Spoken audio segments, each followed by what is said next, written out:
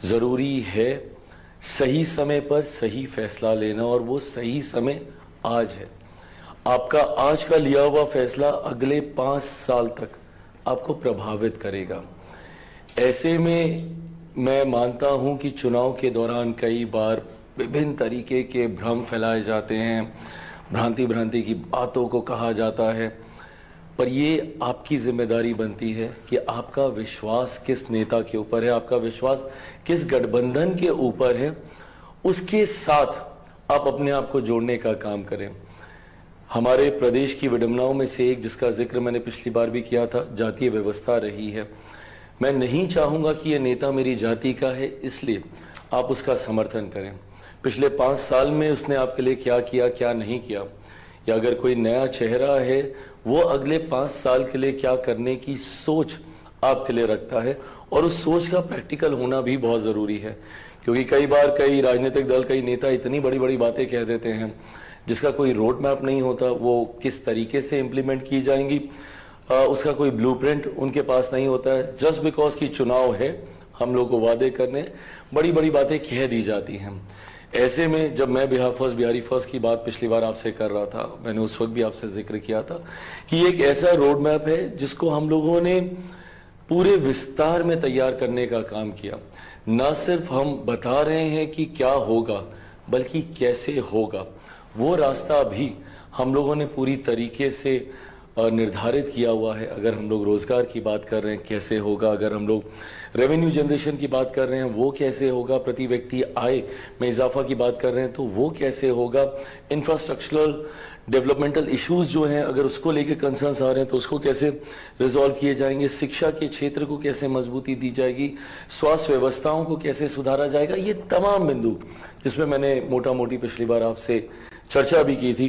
पर आज जब मैं आपके बीच आया हूं, पहले चरण के चुनाव के मतदान के दौरान भी मैंने इस बात का अनुभव किया, और ये होता है हर चुनाव में, ये होता है जैसे मतदान समीप आने लगता है भ्रम फैलाने का प्रयास शुरू कर दिया जाता है, और कई बार ऐसे नैरेटिव सेट करने की कोशिश की जाती है, ऐसे फॉल्स नैरेटिव सेट करने की कोशिश की जाती है जिनका वास्तविकता से कोई लेना देना नहीं होता। और कई बार जानकारी के अभाव में हम लोग उनके इस जाल में, उनके इस ट्रैप में हम लोग फंसकर ऐसा फैसला ले लेते हैं जिसका नकारात्मक प्रभाव अगले 5 साल तक हम लोग के ऊपर पड़ता है। मैं 1-2 उदाहरण से मैं आपको समझाना चाहूंगा कि मैं किस बात का जिक्र कर रहा हूं। एसआईआर का मुद्दा आज की तारीख में इतना गरमाया हुआ है कि भैया एसआईआर वोट काट दिए गए। मैं चाहूंगा कि बिहार की जनता इस बात को समझे कि ये विषय क्या है, क्यों है, और इसको लेकर इतना भ्रम क्यों फैलाया जा रहा है। पहली बात तो एसआईआर एक ऐसा इंटेंसिव रिवीजन है जो पहली बार देश में नहीं लागू किया गया। इससे पहले भी रेगुलर इंटरवल्स में 4 बार और एसआईआर को देश में लागू कर सुनिश्चित किया गया कि जितने हमारे मतदाता साथी हैं, जो हमारी वोटर लिस्ट है, उसमें किसी तरीके की कोई गड़बड़ी नहीं हो। समय समय पर रेगुलर इंटरवल्स में आजादी के बाद से 4 बार इस प्रक्रिया को पहले भी देश अपना चुका है। हूबहूब उसी स्थिति में एक बार फिर से एसआईआर की प्रक्रिया को अपनाया गया। इस बार बस फर्क इतना है, इस बार से बदलाव इतना है कि इसमें हमने टेक्नोलॉजी को हमने इन्वॉल्व किया है।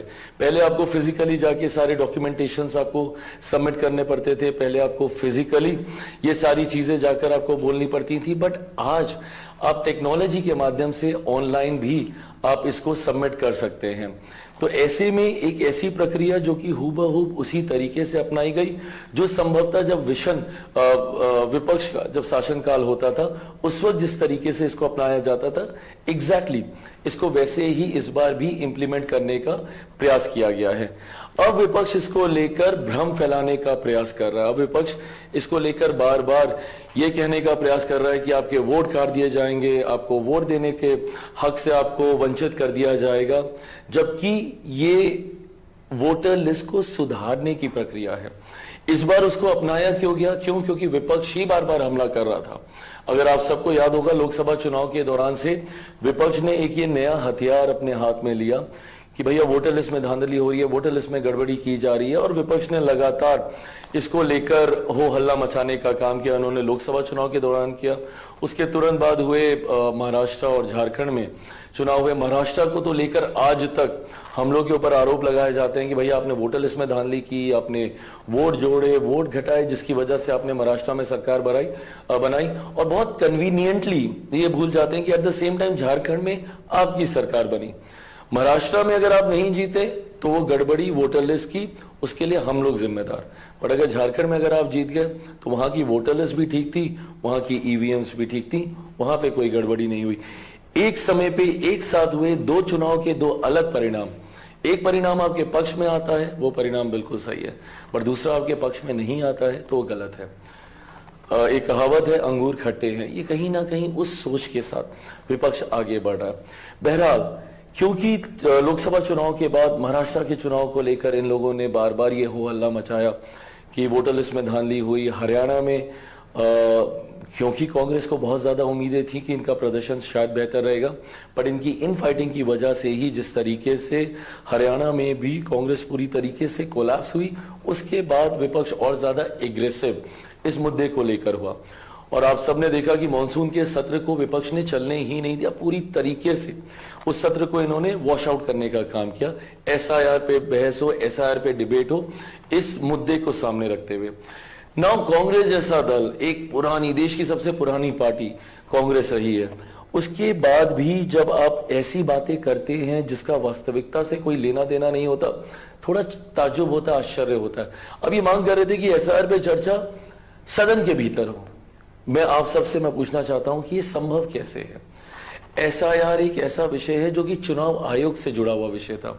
इसमें मेरी सरकार, हमारी केंद्र की सरकार, ना 3 में ना 13 में आपने शिकायत की थी चुनाव आयोग के पास, बार बार जाके आप दरवाजा खटखटा रहे थे कि वोटर लिस्ट में धांधली हो रही है, धांधली हो रही है। उस धांधली को सुधारने की एकमात्र प्रक्रिया जो आजादी के बाद से अभी तक अपनाई जा रही है वो एसआईआर की प्रक्रिया ही थी। इंटेंसिव रिवीजन के माध्यम से ही हर बार उसको सुधारा जा रहा था और ये फैसला लेने की जिम्मेदारी, अधिकार क्षेत्र पूरी तरीके से चुनाव आयोग के पास है। और चुनाव आयोग ने आपकी शिकायत पर, कांग्रेस की, राज्य जितने भी विपक्षी दल हैं, इनकी शिकायत पर इन्होंने इसको सुधारने के लिए इन्होंने एसआईआर लागू करने की बात की। अब उसके बाद ये काउंटर पे आ गए कि भैया आप एसआईआर में तो आप वोट काट रहे हैं, तो सुधारने की प्रक्रिया को पुनः इन्होंने एक ऐसा नैरेटिव सेट किया कि इसमें भी आप धांधली कर रहे हैं, आप इसको भी बिगाड़ने का काम कर रहे हैं। और इसको लेकर इन्होंने नॉन स्टॉप पार्लियामेंट को इन लोगों ने स्थगित करके रखा, सदन चलने नहीं दिया, पूरा मॉनसून का सत्र। मांग थी कि इसके ऊपर चर्चा हो।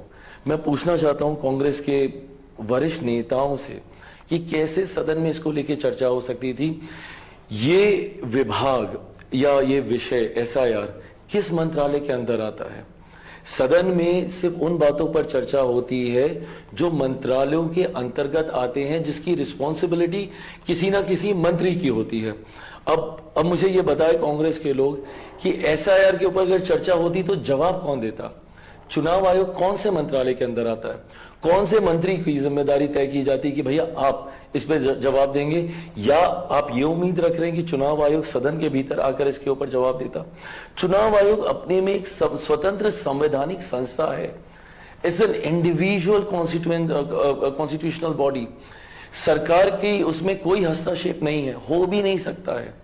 तो ऐसे में अगर आपको शिकायत थी, आप चुनाव आयोग के पास जाते, नहीं अगर आपको वहां से समाधान मिलता या अगर आप संतुष्ट नहीं होते तो आप न्यायालय जाते, वहां पर जाकर आप दरवाजा खटखटाते, वहां पे आप बोलते कि भैया ये चुनाव आयोग ने ये प्रक्रिया का पालन किया है, हम लोग मानते हैं कि ये गलत है और यहाँ धांधली हुई है। जिस तरीके से राहुल गांधी जी पीपीटी प्रेजेंटेशंस देते हैं, हर दूसरे तीसरे हफ्ते आके बताते हैं यहाँ पे वोट चोरी, पहली बार तो वो अपने ही राज्य में चले गए थे, कर्नाटका में ही बोलने लग गए थे कि वोट चोरी हुई है, जबकि कर्नाटका में पिछली बार जो सरकार चुन के आई थी वो उनकी अपनी सरकार है। सो अगर वो ये कहना चाह रहे हैं कि कर्नाटका में, जो कि उन्होंने उदाहरण के साथ बताया, तो क्या वोट चोरी के माध्यम से उनकी वो सरकार कर्नाटका में बनी? अलग अलग राज्यों के उन्होंने उदाहरण दिए। आप ये उदाहरण मीडिया के सामने दे रहे हैं। अगर इतने ही तथ्य हैं और अगर इस बात में इतनी ही ग्रेविटी है तो एक बार तो जाइए, आप न्यायालय का दरवाजा खटखटाइए, सुप्रीम कोर्ट के पास आप जाइए। आपको शिकायत इस बात की है ना कि भैया चुनाव आयोग नहीं सुन रहा, ठीक है, अगर ये आपकी शिकायत है, दूसरा विकल्प क्या है? आपके पास दूसरा विकल्प है कि आप न्यायालय जाइए, आप सुप्रीम कोर्ट के पास जाइए। सरकार इसमें कोई भूमिका निभा ही नहीं सकती है। आई रिपीट माई सेल्फ, क्योंकि वो स्वतंत्र संवैधानिक संस्था है, सरकार का इसमें कोई लेना देना नहीं है। उन्होंने जिस प्रक्रिया की शुरुआत की उसमें आप असहमत हैं, हम लोग सहमत हैं। हम लोग मानते हैं कि होना चाहिए, और सरकार का हिस्सा होने के नाते हम लोग मानते हैं कि हम लोगों के देश के सबसे बड़े अधिकारों में से एक मताधिकार का दुरुपयोग कई बार ऐसे लोगों के द्वारा किया जाता है जो संभवतः इस देश के नागरिक नहीं। और हमारा संविधान जो डॉक्टर बाबा साहब भीमराव अंबेडकर जी के द्वारा बनाया गया है, स्पष्ट तरीके से कहता है कि जो व्यक्ति देश का नागरिक नहीं है वो मताधिकार का इस्तेमाल नहीं कर सकता है। तो ऐसे में जो घुसपैठिए हैं, जो गैर कानूनी तरीके से हमारे देश में आए हैं, उनके नाम इसमें से कटने अनिवार्य हैं, कटने चाहिए। उस सोच के साथ जब चुनाव आयोग ने आपकी शिकायत पे इस प्रक्रिया को लागू किया तो हम लोगों ने उसका समर्थन किया। And also at the same time इस दौरान कई लोगों का संभवतः दुखद निधन हुआ होगा जिनके नाम हटने जरूरी हैं। कुछ लोग माइग्रेट करके शायद दूसरे राज्य में चले गए होंगे, 2 जगह उनके नाम होंगे, वो भी उसमें से छटने जरूरी हैं। इस सोच के साथ इसका पालन हो रहा था जिसका एनडीए के तमाम घटक दलों ने मजबूती से साथ देने का काम किया। बट विपक्ष, और विपक्ष में खासतौर पर कांग्रेस, अब इसमें भी कहीं ना कहीं आपको एक बटा हुआ विपक्ष दिखाई देता है, आपको एकजुटता इसमें नहीं दिखाई देती। जब बिहार में राहुल जी आए तो जरूर राष्ट्रीय जनता दल ने उनका साथ दिया इस विषय को लेकर, बट उनके जाने के तुरंत बाद और and then after that for a longest time वो गायब भी हो गए थे, लगभग 2 महीने तक, 55-58 दिन तक वो वापस नहीं आए थे। और तब तक राजद अपने विषयों को लेकर, अपने मुद्दों को लेकर फिर चुनाव में आ गया था। और ना के बराबर बहुत कम ऐसे दल दिखते हैं जो एसआईआर को लेकर इतने एग्रेसिव होते हैं। विपक्ष में अगर हम लोग देखने की बात करें, उत्तर प्रदेश के कई ऐसे विपक्षी दल हैं जो मुझे इतना एग्रेशन उनमें नहीं दिखता है। तो वो एकजुटता, अगर ये विषय इतना ही गंभीर है तो पूरे एकजुटता के साथ विपक्ष को आना चाहिए था और तथ्यों के साथ। आपने बार बार कहा कि इतने वोट काट दिए गए, इतने वोट काट दिए गए, बट आज तक विपक्ष के किसी भी दल ने औपचारिक आपत्ति दर्ज अभी तक चुनाव आयोग के पास नहीं कराई है। जब तक आप औपचारिक तौर पर आप आपत्ति दर्ज नहीं कराएंगे तो आपकी शिकायत के ऊपर जांच कैसे होगी। और मैं पुनः कहता हूं कि अगर नहीं विश्वास आपको चुनाव आयोग पे, जो होना चाहिए, अगर आप कॉन्स्टिट्यूशनल बॉडीज पे विश्वास नहीं रखेंगे, भरोसा नहीं रखेंगे, तो देश को आप अराजकता की ओर आप लेकर जा रहे हैं जो कतई स्वीकार्य नहीं हो सकता है। ऐसे में अगर आपको नहीं विश्वास है तो आप सुप्रीम कोर्ट के पास जाते हैं, बट आपने वो भी जाना जरूरी नहीं समझा। मीडिया के सामने आकर बार बार भ्रम फैलाना, मीडिया के सामने इन सारी बातों को रखना जिससे निष्कर्ष कुछ नहीं निकलना। अब ये एक पैटर्न है विपक्ष का, इस पैटर्न पे अलग अलग समय में, अलग अलग चुनाव के दौरान ये फॉल्स नैरेटिव सेट कर विपक्ष ने हमेशा एक एज लेने का प्रयास किया। बहुत समय पहले अगर आपको याद हो तो सीए को लेकर भी इसी तरीके का भ्रम विपक्ष के द्वारा फैलाया गया था। अब सीए एक नागरिकता देने वाला कानून था और बहुत ही सहजता, सरलता से विपक्ष ने एक फॉल्स नैरेटिव सेट करके एक नागरिकता देने वाले कानून को नागरिकता छीनने वाला कानून बताने का काम किया और देश भर में आगजनी का माहौल बना के रखा, ये कहते हुए कि अगर सीए लागू हो गया तो मुसलमानों की खासतौर पे उनकी नागरिकता छीन ली जाएगी। ये नैरेटिव लगातार इन्होंने और लंबे समय तक देश भर में एक आगजनी का माहौल इसकी वजह से बना रहा। अब सीए ऐसे देशों के अल्पसंख्यकों को नागरिकता देने का कानून था जहां पे बहुसंख्यक ही मुसलमान हैं। ऐसे देशों में जहां पे मेजॉरिटी में मुसलमान आबादी है, वहां के जो अल्पसंख्यक हैं, संभवतः हिंदू होंगे, जैन होंगे, बुद्धिस्ट होंगे, सिख होंगे, ये ईसाई होंगे, उनको नागरिकता देने के लिए कानून बनाया गया था। बट देश भर में भ्रम क्या फैलाया गया कि सीए आएगा तो मुसलमानों की नागरिकता छीन ली जाएगी, मुसलमानों की नागरिकता छीन ली जाएगी। और उस वक्त अगर आप विजुअल्स और रिकॉर्ड्स अगर आप निकाल के देखें, देश भर में मुसलमानों को डराने का काम किया गया। आज आप मुझे बताइए, आज सीए को आए हुए लगभग 2-3 साल होने को आए हैं, कितने मुसलमानों की नागरिकता छीन ली गई। ये जब कोई ऐसा विषय आता है देश में अराजकता फैलाने के लिए, एक अनरेस्ट फैलाने के लिए, एक फॉल्स नैरेटिव सेट किया जाता है। जैसे उस वक्त सीए को लेकर किया गया था, आज एसआईआर को लेकर करने का प्रयास किया जा रहा है। इन बिटवीन ड्यूरिंग लोकसभा चुनाव यही प्रयास संविधान, आरक्षण, लोकतंत्र को लेकर किया गया था, जिसकी वजह से हम लोग को नुकसान भी हुआ। उत्तर प्रदेश, महाराष्ट्र जैसे राज्यों में हम लोग को नुकसान उठाना पड़ा। क्या उस वक्त भ्रम फैलाया गया कि भैया अगर मोदी तीसरी बार अगर चुनकर आते हैं तो लोकतंत्र की हत्या हो जाएगी, संविधान को समाप्त कर दिया जाएगा, आरक्षण छीन लिया जाएगा। आज 1.25 साल से ज्यादा होने को आए केंद्र में मेरी सरकार को, कितने लोगों का आरक्षण छीन लिया गया, या कहां के संविधान की हत्या कर दी गई, या कहां के लोकतंत्र को समाप्त कर दिया गया। बट पूरा चुनाव उसके ऊपर राहुल जी ने खास तौर पर एक वो लाल किताब अपने हाथ में रखकर हर मंच पर जाकर उस लाल संविधान की किताब के माध्यम से दिखा कर लोगों के बीच में ये भ्रम फैलाने का प्रयास किया गया। ऑल आई वॉन्ट टू से with all these examples is कि ये फॉल्स नैरेटिव विपक्ष ने एक हथियार की तरह इस्तेमाल करना शुरू कर दिया है। जब आप पॉजिटिव नैरेटिव से आप नहीं जीत पाते, जब आप अपने किए हुए कार्यों से अगर आप नहीं जीत पाते, अपनी नीतियों का विश्वास आप जनता के भीतर नहीं जगा पाते, तो आप उनको डराना शुरू कर देते हैं। और ये डराने की राजनीति विपक्ष लंबे समय से कर रहा है, जिसमें कांग्रेस, राजद, ये तमाम घटक दल इसमें सम्मिलित हैं। ऐसे में समय समय पर जब जब चुनाव आता है, झूठ बोलकर एक प्रोपेगेंडा सेट करने का प्रयास विपक्ष के द्वारा किया जाता है। दुख तब होता है कि कई बार कुछ ऐसे भोले लोग होते हैं जो संभवतः विश्वास भी कर लेते हैं। अगर उत्तर प्रदेश में अगर हम लोग को नुकसान हुआ, इसी वजह से हुआ लोकसभा के दौरान, क्योंकि कुछ लोग उनकी बातों में आ गए कि हो सकता है संविधान को हटा दिया जाएगा, आरक्षण छीन लिया जाएगा। बट मैं ये विश्वास आपको दिलाना चाहता हूं, मेरे प्रधानमंत्री आदरणीय नरेंद्र मोदी जी के नेतृत्व में जितना सुरक्षित मेरा देश है, शायद ही इससे पहले किसी और के नेतृत्व में हमारा देश इतना सुरक्षित रहा। अगर हाल फिलहाल की जम्मू कश्मीर में घटी घटना को अगर हम लोग छोड़ दें, तो पिछले 11 साल में ना के बराबर कोई ऐसा आतंकी हमला हुआ जो इससे पूर्व में हम लोगों ने देखे ऑन अ रेगुलर बेसिस होते थे। हम लोग के फाइनेंशियल कैपिटल महाराष्ट्र तक आतंकी घुस गए थे, और उसके बाद भी सरकारें खामोश नहीं थी। आज न सिर्फ सरकारें मुंह तोड़ जवाब देने का काम करती हैं, बल्कि हर तरीके से इस बात को सुनिश्चित किया जाता है कि पहली बात ऐसी घटना घटे ही नहीं। मैं आज आप सबसे आग्रह करने आया हूं कि जब हम लोग राष्ट्र हित की बात करते हैं, जब हम लोग बिहार हित की बात करते हैं, ऐसे में जरूरी है ऐसी सोच के साथ जुड़ना जो जात पात धर्म मजहब से उठकर सही मायनों में सिर्फ आपके विकास की बात करे। मेरे प्रधानमंत्री पिछले 11 सालों में निरंतरता में उन्होंने प्रयास किया अमीरी गरीबी के बीच की दूरी को मिटाने का, गांव और शहर के बीच की दूरी को कम करने का। मैं खुद मेरे पिता आदरणीय रामविलास पासवान जी के विचारों को लेकर आगे चल रहा हूं। बिहार फर्स्ट, बिहारी फर्स्ट की सोच के साथ आगे बढ़ रहा हूं।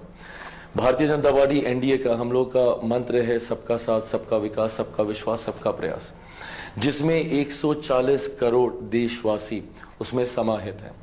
ऐसे में जब मैं बिहार फर्स्ट, बिहारी फर्स्ट की बात करता हूं, तो मैं 14 करोड़ बिहारियों की मैं बात करता हूं। जरूरी है ऐसे नेतृत्व के साथ जुड़ना जो सबका समावेश करके आपको आगे लेकर जाने की बात करे, विकास की बात करे, ना जाति की बात करे, ना धर्म की बात करे, ना आपको संविधान, लोकतंत्र, आरक्षण का डर दिखाकर आपके मन में भय पैदा करने की बात करे। हम लोग अपनी नीति, अपने द्वारा किए गए कार्य, आने वाले दिनों में हम लोग की क्या क्या योजनाएं हैं, उस आधार पर हम लोग आगे बढ़ने का प्रयास कर रहे हैं। ऐसे में जरूरी है विकसित बिहार बनाने के लिए आप सबके साथ की, आप सबके सहयोग की। मुझे चिराग पासवान को भी जरूरत है आप सबके साथ की। बिना आपके चिराग पासवान कुछ भी नहीं है। मैं लाख बिहार फर्स्ट, बिहारी फर्स्ट की मैं बात कर लूं, बट बिना आपके साथ, बिना आपके सहयोग के मैं उसको नहीं धरातल पर उतार पाऊंगा।